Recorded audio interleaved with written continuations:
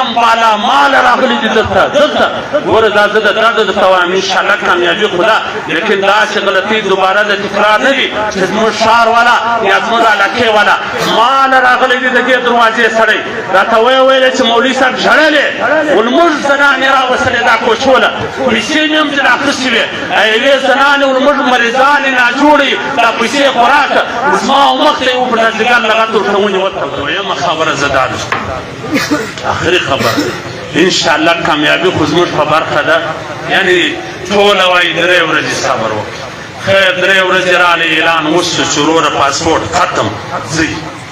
د ښه عسکر دا د چانس مشر فیض محمد صاحب د لغړیانو مشر غوث الله صاحب ته وایم دا سیکرټري صاحب ته وایم چې دا لین د دوی په لاس کې دی ودې ته وایم زه ودې ته وایم دا دې ته اجازه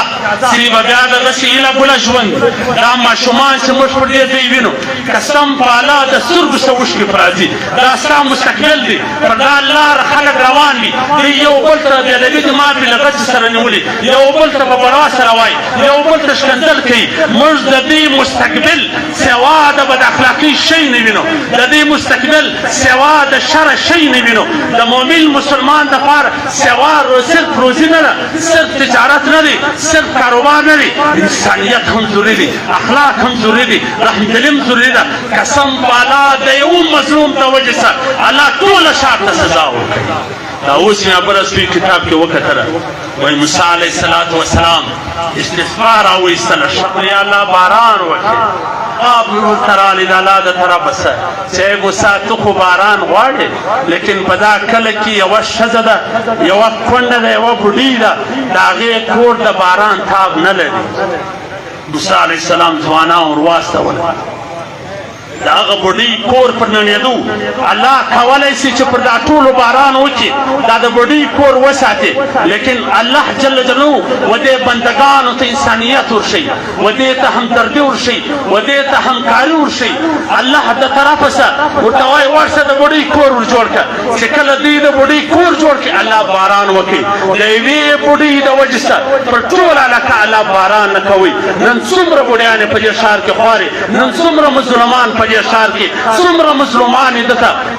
قسم بالا مال راغلی دي دلته ګوره دا زه د درد درته وایم انشاءالله کامیابي خدا لیکن داسې غلطي دوباره د تکرار نه دي چې زموږ ښار والا یا زموږ علاقې والا مال راغلی دي د دې دروازې سړی راته ویلې چې مولوي صاحب ژړلې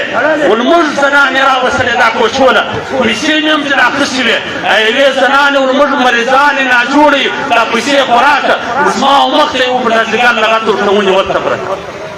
والله چې دا رقم ظلم والله چې دا رقم ظلم شروع زه به دې ټولو ته وایم پر دا لار چې کوم کاروبار کوي کوم تجارت کوي بیا موږ راولاړ شو د دې د مشر سره مې حال ونیوی هغه راولاړ شو 15 هغه کسان یا 16 هغه کسان ونیوله چې کوم کسانو یا دا ظلم کوي یا دا جبونه وهله یا دا کارونه کوله 15 کسان هغه مولوي صاحب مولویان ټلیفونونه راکوي وایي دا علاقه خانان ټلیفونونه راکوي وایي دا علاقه د کلي مشران ټلیفونونه راکوي وایي دا علاقه په دې ظلم کې والله د کشني ملا سه ونسه در خان او در ملک پرې دا ټول ملوث دي دا هر یو الله فرمایي ولا تکن للخائنین خصیما د خائن ملګری مه کوه که ستا ورور دی خائن دی خل دی ظالم دی ملګري ونیول د مولویانو د خانانو ټلیفونونه روان چې دا علاقه دا اخباره کوي وغوټاړي دا اخباره کوي وزغاړي نو زه ودې فیض محمد صاحب ته وایم ودې خاص خلکو ته وایم چې چانس والا ته صرف غوټه په لاس مه ورکوه اخلاق هم ور زده کړه کردار هم ور زده کړه دا ماشومان دا د مستقبل سرمایه ده ښکنځل دې بند وي بد اخلاقي دې بند وي او دا بل دپاره استعمالېدل دې بند وي والله ما له یوه چې راغلی زما زوی ته دلته ویل شوي دي چې ته ما له څوک داسې راوله ستا غوټه به پرېږدی دا راوګرځوئ دا عزتونه چې نیلامېږي دا راوګرځوئ دا مستقبل چې تباه کېږي دا راوګرځوه والله که د چا پلار بیا پر تا باندې روزي بند نه کړي ځکه روزي د چا د طرفه څه ده